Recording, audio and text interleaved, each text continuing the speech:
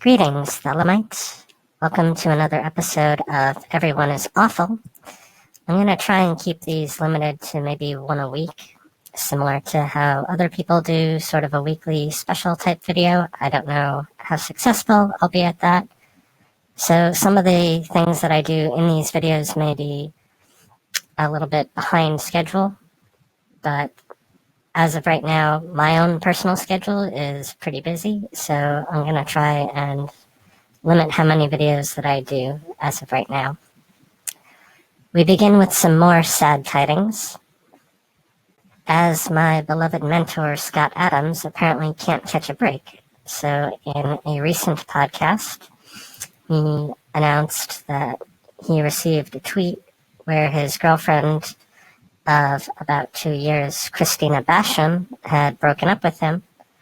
Now, I don't know any of the details of their relationship. I obviously am a fan of Scott, and Christina seems like a very nice girl. I'm not going to pretend like there's probably no hypergamy or anything going on in there, but, as long as they're happy, whatever, that's nobody else's business. I'm not really going to speculate as to the whys and wherefores of the relationship and what problems, if any, they had going on. People are free to do whatever they want, to be in whatever relationships they want or don't want. But I have to say, breaking up with somebody over a tweet is pretty much the worst way that I could think of to break up with somebody. Now, I'm not going to claim to have any special insight into the details of the relationship. Scott hasn't given any information on that as of now, and frankly, he's not obligated to. That's his personal business, but I'm just going to hazard a guess and say that given how she's been with him through, frankly, a lot of really terrible stuff, I think the straw that broke the camel's back was the death of his stepson and his current obsession with everything fentanyl and China. Now, I had made a tribute video to him previously talking about extending my sympathies and trying to help people understand what he's going through, so I don't begrudge him that, but this, frankly, is a very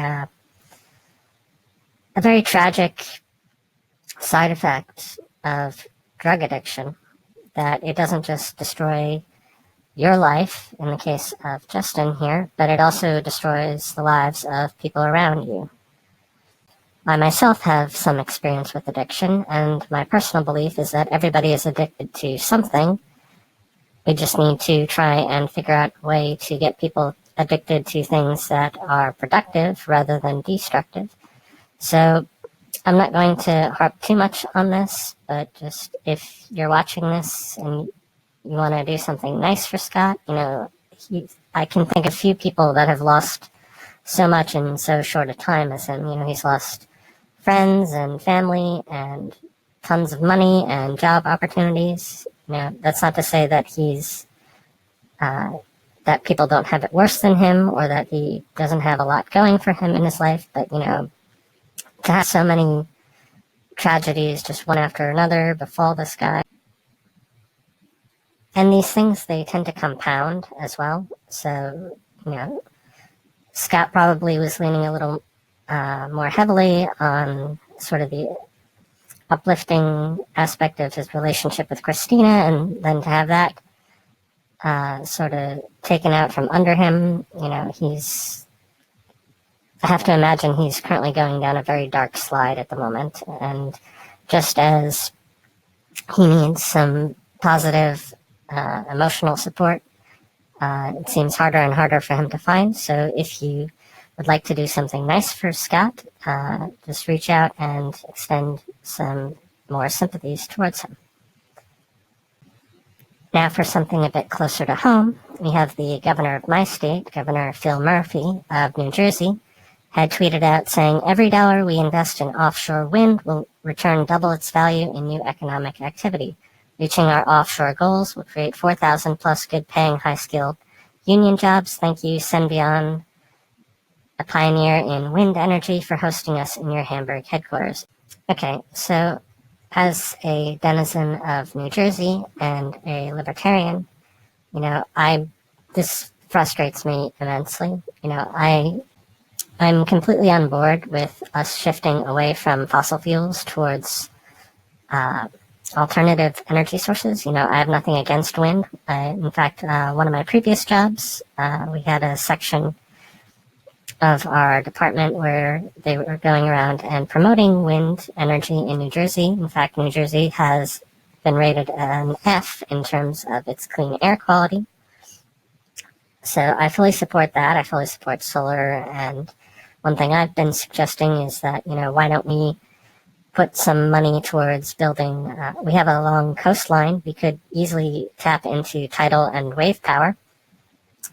But instead, we have bureaucrats down in Trenton who are using taxpayer dollars to fund investments in what are foreign corporations rather than re-stimulating job growth at home. And New Jersey is, frankly, a terribly bureaucratic place to live. It's got high cost of living, high taxes. This is one thing that I really supported Guadagno on was, she actually understood the need for lowering taxes, which would stimulate business and drive the economy and also create jobs. They didn't necessarily have to be union jobs, just improving people's lives in general. But you have big government leftists like Governor Murphy, who, aside from being overtaken by Trump derangement syndrome, also just don't understand basic economics. And my feeling is that's just going to further alienate companies and further piss people off, and it's going to have systemic consequences for our state. And hopefully in the next 4 years, if nobody is able to talk some sense into him, then we'll find somebody else that can. Speaking of leftists doing things that make absolutely no sense, here we have the ACLU, the so-called American Civil Liberties Union, tweeting out, "Make no mistake, a lawsuit against Harvard that's purported to represent the interests of Asian Americans would, if successful, primarily benefit white students." Oh shit, here we go! It's on! Race war! Race war! Race war! Race war's on, everybody! It's going down! Shit is going down! Okay, so if anybody is not familiar with what's going on with the Harvard situation, you have a bunch of Asian Americans who were discriminated against through affirmative action, essentially saying the average intelligence of Asian Americans is too high and the representation of Asian Americans is too high, thus we need to set quotas on them and bar them from entry. It's sort of funny how, even though they are minorities, a non-white minority, they are actively being discriminated against and being caught up in affirmative action. It's one reason why I'm against affirmative action, because it doesn't give people opportunities based on any actual merit or need. It's purely racial in its nature. Now, the ACLU here is a perfect example of overreaching, of the pendulum having swung too far, completely bypassing true equality and going all the way into full-on reverse racism. They even tell you what their motivation here is. It's not that they want to do anything to help Asian Americans, it's that they want to do anything that will be a detriment to white people, in stark contrast to their mandate of promoting civil liberties. Okay, civil liberties are supposed to be a nonpartisan, non-racial issue that deal with human rights. At one point, I had actually tried to apply for a job with the ACLU, being that I live in New Jersey and they have their New York headquarters located very close to here. I was actually rejected for apparently not being progressive enough. They didn't expressly state that, but I could tell by the way that the interviewer treated me. And the reason that I did that is because, as a libertarian, I'm all for civil liberties, even though I am a Trump supporter. Even though I have at times been supportive of conservatives on certain issues, I am a social liberal, and I do believe in freedom and equality before the law for everybody. It doesn't matter who's in office, if there are, and I've actually done some research into what the projects that the ACLU is doing at the moment. It doesn't matter that I like Trump on various policies. There are still other things where we need to keep him accountable and make sure that people's liberties are being respected. But this right here is frankly naked anti-liberalism by the one institution that you would think is supposed to be the biggest proponent of civil liberties and human rights in the entire country, and it's frankly just shameful. In the same category as Harvard-related race scandals, I'm sure by now you've heard that Elizabeth Warren has come out with her DNA test, which she apparently thinks is this great victory for her in a bet that Donald Trump had made with her, saying that if she were able to prove her Native American heritage, he would donate $1 million to a charity of her choosing. He tweets out here, Pocahontas, the bad version, which I think is frankly hilarious here that he actually points out the bad version, because it automatically makes you think in terms of contrast that the real Pocahontas, the historical Pocahontas, is the good one, and thus elevating her and actually showing reverence and respect for authentic Native American traditions, contrasting himself with Elizabeth Warren, whom even the Cherokee Nation has called out as being disrespectful. And the reason he calls her Pocahontas in the first place is to highlight the fact that, he's mocking her for being inauthentic. He says Pocahontas, the bad version, sometimes referred to as Elizabeth Warren, is getting slammed. She took a bogus DNA test and it showed that she may be 1,024th far less than the average American. Which, here again, he proves that he's a master persuader, because if you go and you read the actual articles, there's a lot more flexibility in there. They say she may be 1/512th, or there's a range between, I think it was 6 generations to 10 generations, but for his own purposes, he chose the most exaggerated number here in his classic sense of using hyperbole. And of course, all the fact checkers are going to have to comment on this and say, no, it's actually, 1/512th, but he's already made you think past the sale, in the sense that, we're not arguing about how much this proves her right. We're arguing about just how little Native American blood she actually has in her, and it's frankly just hilarious. This completely blew up in her face. Now Cherokee Nation denies her DNA test is useless. Yeah, the DNA test is useless for a number of reasons.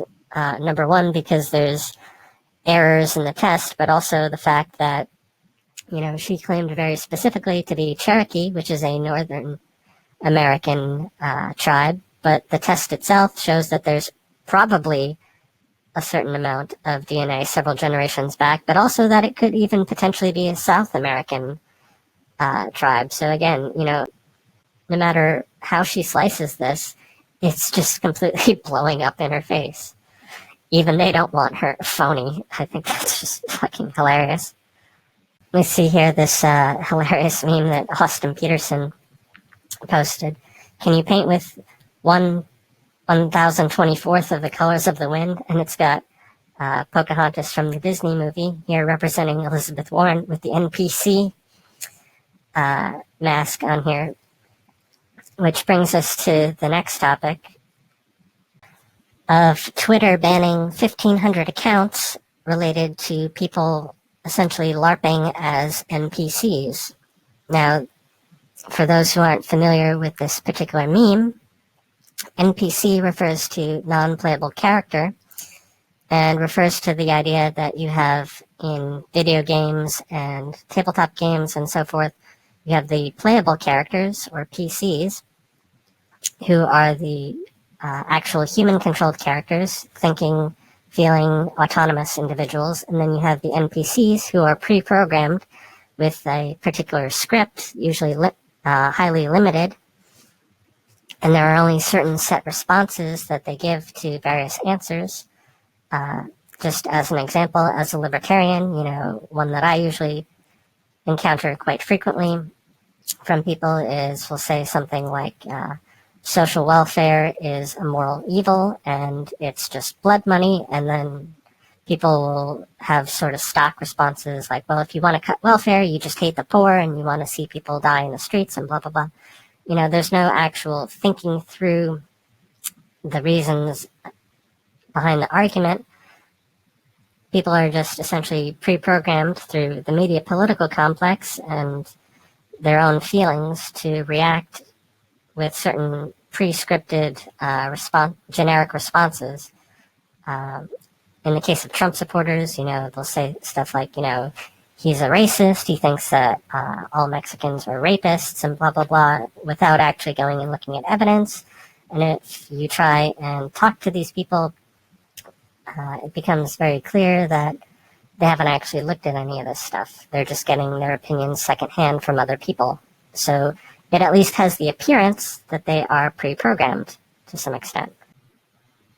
Now, if you remember, back during the 2016 election, there was a lot of talk about, Russia interference and, Russia creating bot accounts to try and influence the election. And while there may have been some of that going on, by and large, people took that and they ran with it and they overshot the mark and started referring to actual human beings as Russian bots. I myself have been accused of being a Russian bot and a troll, which, at least in my case, I could forgive people for that because I don't reveal specific demographics about my identity, my actual avatar, the race of her character in Homestuck is an actual troll. But I would push back on that and I would point to my blog, for instance, and I would say, do Russian bots talk about their own lived experiences in the winters of New Jersey and things like that, essentially making it difficult for them to maintain that idea that even though I'm putting on a character here, that I'm actually a real human being behind this.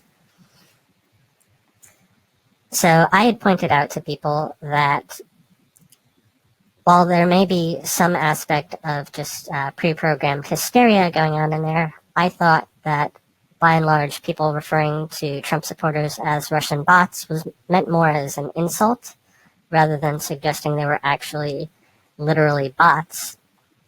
You can think of people used to use the term sheep all the time. Essentially, it's just a way to dehumanize someone and saying that they're not actually thinking human beings, they're just reacting. The NPC is much like that as well. I think Styx actually has a very good analysis on this that we'll look at in a second. Pretty soon what you've got is a situation where people, both on the left and the right, are basically declaring one another automatons. That means that it's okay to abuse them. It's literally psychological warfare. I warned of this. It's a warning in vain, but okay. Unfortunately, what Twitter's done, though, is make it more popular. Because they ban it. And then what happens? All of the corporate media groups, because they don't like alt media and they don't like the online world that they can't conquer, they begin to fall in to ramble about how terrible the NPC is. Oh my God, it's like the one step from genocide and stuff. They're opportunists. So the New York Times comes out with a big front page expose on this horrible new meme that got purged, thankfully. And it didn't get purged. You just removed some accounts off Twitter that were satire accounts. They were making fun both of the meme itself and of people that were worried about it, as well as the initial target. It had been watering itself down, which is inevitable, until you start suppressing things. Then you create echo chambers. So now, you got a situation where the NPC meme will become more prevalent. You can't win, Darth. If you strike me down, I shall become more powerful than you can possibly imagine. It's just like Pepe. When you get people in the left-wing movement in the last election who start rambling about how horrible it is and this is like Nazi frog cartoon and stuff, it makes it more funny to anyone who's got a working fucking neuron in their head. These accounts are mocking people who themselves, they have no concept of actual humor. They're incapable of making rational decisions on their own. They have to be spoon-fed decisions by others. Their views are basically shoveled into their head through state and non-state propaganda. The tragic irony, then, is that in banning the NPC meme and getting irate about it, New York Times declaring it dangerous and all these things, you are displaying exactly the kind of behavior that the meme itself mocks in the first place. Your actions against the NPC meme actually give evidence for why the NPC meme is both funny and important. Sort of a spin-off of the idea that some people don't have an internal voice, and that was considered amusing, also a novel idea. It's probably true, and so it sort of turns into a meme about people being unable, that they're non-player characters. Literally, they're AI controlled. There's some evidence to suggest we might all technically be NPCs. Not that we're not real or anything, but we might be like an alien strapped into an AI system, like we're playing some sort of long-term game while we hurtle through space. It's like, this is going to be a boring 10,000 years, fucking hook me in. All right, Roger, you go pilot the ship. I'll be back in 10,000 years, says the four-armed alien. It'd be really funny. Twitter banning the NPC meme is funnier than the meme itself. But you wouldn't know anything about that because the New York Times doesn't know how to meme. Styx is correct, of course, that by trying to ban the meme, it'll only make it even stronger. Twitter is already facing heavy backlash for trying to ban people of certain political ideology, more specifically people who are Trump supporters or just generally to the right of Bernie Sanders. And now they're using trollery and ironic satire to create fake accounts in order to poke fun at the idea of people who can't think for themselves, who are acting like robots by essentially going and making robot accounts, essentially embodying the very thing that they're accused of. And if you combine the Twitter censorship with the NPC meme, it's just going to create a very potent combination and wind up becoming even stronger than it was before. Something else that Styx alluded to, however, which I think has a great deal of merit, and which I can apply my own transhumanist filter on, is the idea that we may be living in a simulation, and some of us may in fact be NPCs for real.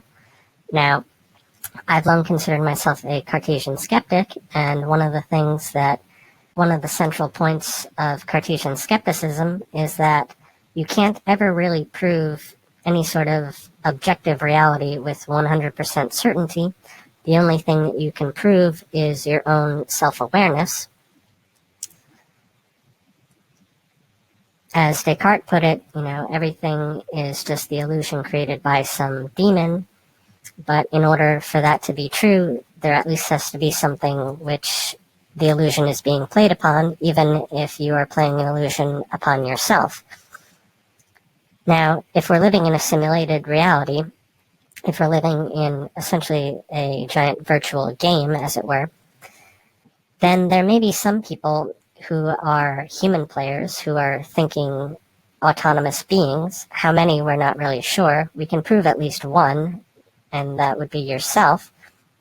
But what about everybody else? We extend the same courtesy to them for the purposes of immersion, and it may well be that everyone in the simulation is an actual real person, but from our own experiences of the way that video games and simulations are constructed, it's not necessary to have everybody be a thinking autonomous character. In fact, there may even be playable characters alongside NPCs. So it could well be the case that real people that you encounter out in the real world are actually artificial intelligences. There would be no way for us to know that short of stepping out and breaking the fourth wall. Anybody who's played video games is at least somewhat familiar with the idea of breaking the fourth wall already. Raiden, turn the game console off right now. What did you say? The mission is a failure. Cut the power right now. What's wrong with you? Don't worry, it's a game. It's a game just like usual. You'll ruin your eyes playing so close to the TV. What are you talking about? I admit, the first time I ever played Metal Gear Solid 2, and I got to that scene, it actually freaked me out because I thought I had broken the game. I didn't realize that it was actually a scripted fourth wall break.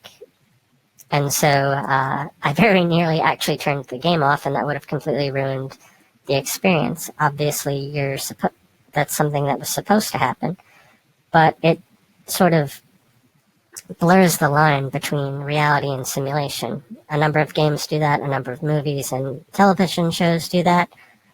Some of them, whether it's Deadpool or House of Cards, they really thrive on that particular thing and actually use it as a main plot device to add drama and interest and comedy. So all that to say that, while we're busy dehumanizing people, some of them, we should of course treat everybody that we encounter as if they are a playable character, as if they do have humanity. But philosophically, we may never know. There could actually be pre-programmed people. Certainly a lot of people, even if they're playable characters, they at least act like they're not. So something else that's kind of ironic is the tribalistic partisan nature of it, particularly by identitarians, where on the one hand, when they're sticking up for certain groups, whether it's the poor or women or minorities, will make very passionate appeals that, we shouldn't objectify people, we should treat people as humans with compassion. But then at the same time, they'll go and freak out about the depictions of fictional characters in media or video games or sex robots, for instance, saying that essentially personifying them. So you have people on both sides who are objectifying people and personifying objects, and we wonder why there's so much confusion and conflation between the two. Personally, I blame philosophy for this, because going back even thousands of years, we can't really tell where that line is between human and object sometimes. And as robots become more and more advanced, we're going to see that become even more problematic. There's something called the Turing test, which, for those who aren't aware, the Turing test essentially is the point at which an artificial intelligence becomes completely indistinguishable from a human being. Within our own lifetimes, I think we're going to see that.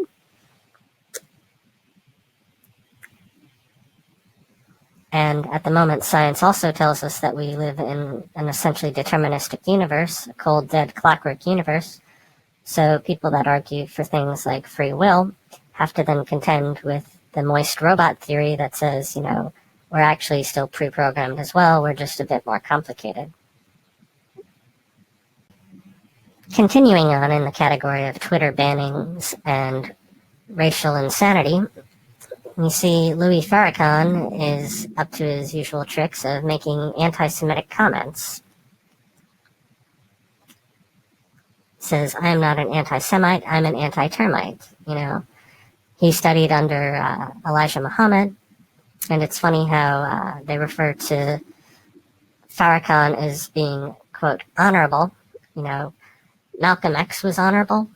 Louis Farrakhan is a far cry from Malcolm X and from Martin Luther King. Malcolm X was actually counted among the people in my Portraits of Inspiration gallery. One of the things that's important to keep in mind about Malcolm X is that he was from a different time where there really was mass systemic legal racism going on at the time, fighting against segregation, fighting against people turning fire hoses on black people, sicking dogs on black people. A lot of that has gone by the wayside, and there's very little in the way of systemic racism left in this country. And yet, social justice warriors and identitarians still fight with the same passion and fervor as though we were living in those times. And so they have to come up with ever more hysterical things to complain about. Or in the case of Farrakhan here, actually going full-on reverse racism, as we saw with the ACLU. As sort of further evidence of just the absolute levels of insane neuroticism that people on the left generally display, particularly those affected by Trump derangement syndrome. We have this video here. It says, Progressive calls 911 after seeing Trump supporters. Hi, can I get an escort from the McIntyre Library to my car? Because I'm feeling really unsafe right now. Why do you say that? There's a bunch of Trump people, and I just walked by, and it's not very safe right now. I'm just, yeah. What do you mean not very safe? We don't have any officers available to. Did somebody make threats to you, or? I mean, I don't. I feel like my physical threat is like physical safety is that like a threat. I don't feel comfortable walking over there because I feel like they might jump me or something like that. I don't know. I just need someone to walk me to my car. I'm sorry, we don't have the personnel to do that right now. Okay, all right. Then what should I do then? I don't know. Now, I don't want to dictate what this woman's feelings are. I'm sure she probably, in her own heart and mind, actually legitimately feels afraid for her life. But the thing that makes this so absolutely hysterical is there shouldn't be any particular reason for her to feel that way in the beginning. Most of it is just pre-programmed propaganda by the mainstream media political complex. And then people wonder why, when you have individuals such as this woman here having these types of responses, why those on the right and Trump supporters will go and call them NPCs, because they're not actually thinking things through. Notice in the video, she didn't actually admit that she was being threatened in any way. She just felt afraid because she saw a bunch of Trump supporters and prejudged them based on that, and then assumed that they were violent racists because of things that other people had told her. This is not the mindset of somebody that is thinking and acting as an autonomous, rational being. This is somebody who, I have to be honest, it's very difficult to say that this is not an NPC. Now, if anybody is thinking that I'm being particularly harsh about this, just imagine for a second if the roles were reversed, okay?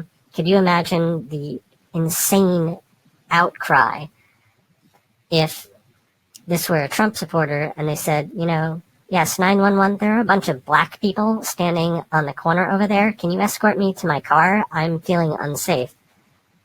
BLM and the ACLU and everyone within the media political complex would come raining down on that person, decrying them as a racist, saying you shouldn't judge all black people the same. Louis Farrakhan would be talking about it to crowds of adoring fans. And it's not even like she was asking for an escort home. She was literally being asked to be escorted from what looks like a payphone here to her car in the parking lot. Okay? So, and she's sitting there asking, it's like, well, what should I do? I don't know. Maybe wait, maybe go around. Maybe when you go home, you should try and do some martial arts or buy a gun or something if you're really that afraid. If you really think that you're going to be assaulted by some random stranger wearing a MAGA cap. I don't want to dismiss what happened here. I want to leave myself an out just in case it turns out that, they did say something to her and made physical threats against her. But at the moment, this just looks like complete and utter hysteria. And frankly, people like Elizabeth Warren and Hillary Clinton and the Democrats just go on and encourage this type of behavior. Continuing with the self-inflicted hysteria, here we have an article by the Daily Mail. It says, Ohio student is charged with sending homophobic threats to herself.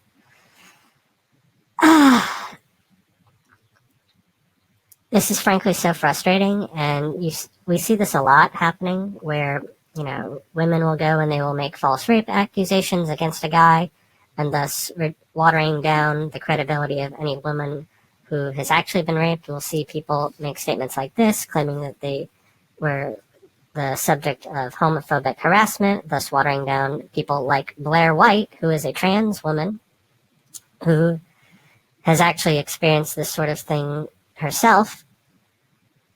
We see this from African American individuals where they'll go and say, look, the alt-right white supremacists are targeting me for harassment, but then it turns out that they went and painted swastikas on their own cars and are just creating a false flag here.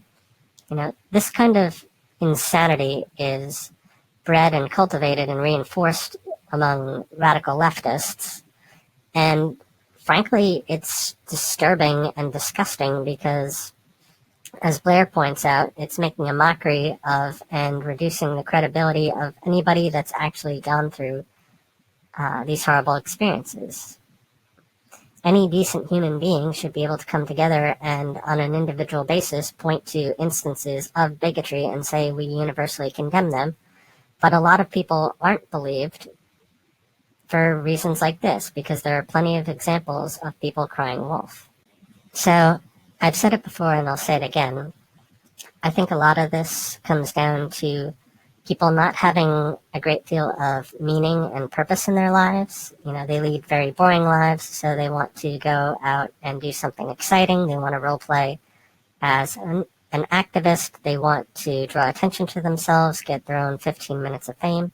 That's not to say that there aren't legitimate victims in this that we should have sympathy for, but a lot of it is just outrage over essentially nothing, or worse than nothing, of phantoms that people create in their own heads and then they reinforce, and it creates sort of psychosis and people hallucinating, seeing things that aren't there, and frankly are living in an actual virtual reality that they themselves have created, which makes it all that much harder to discern what's actually real out in the real world.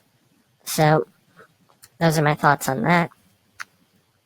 Try and be better to other people. Try and rise above this.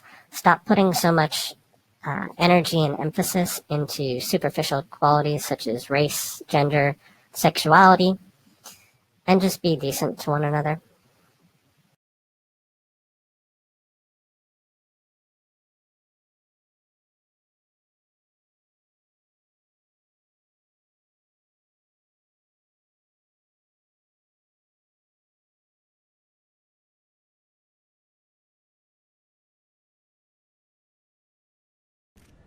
Now, you accuse me of breaking the rules, and I tell you, I am playing by the rules. The very rules that you and I all agreed upon. The very rules that you and I all wrote together. So, yes, I'm guilty as hell, but then so are all of you. Yes, the system is corrupt, but you wanted a guardian at the gate like me, and why? Because you know I will do whatever it takes. And you have all enjoyed it, been party to it, and benefited by it. Oh, don't deny it. You've loved it. You don't actually need me to stand for anything. You just need me to stand. To be the strong man. The man of action. My God, you're addicted to action. And slogans. It doesn't matter what I say. It doesn't matter what I do, just as long as I'm doing something. You're happy to be along for the ride. And frankly, I don't blame you. With all the foolishness and indecision in your lives, why not a man like me? I don't apologize. In the end, I don't care whether you love me or you hate me, just as long as I win. The deck is stacked. The rules are rigged. Welcome to the death of the age of reason. There is no right or wrong. Not anymore. There's only being in, and then being out.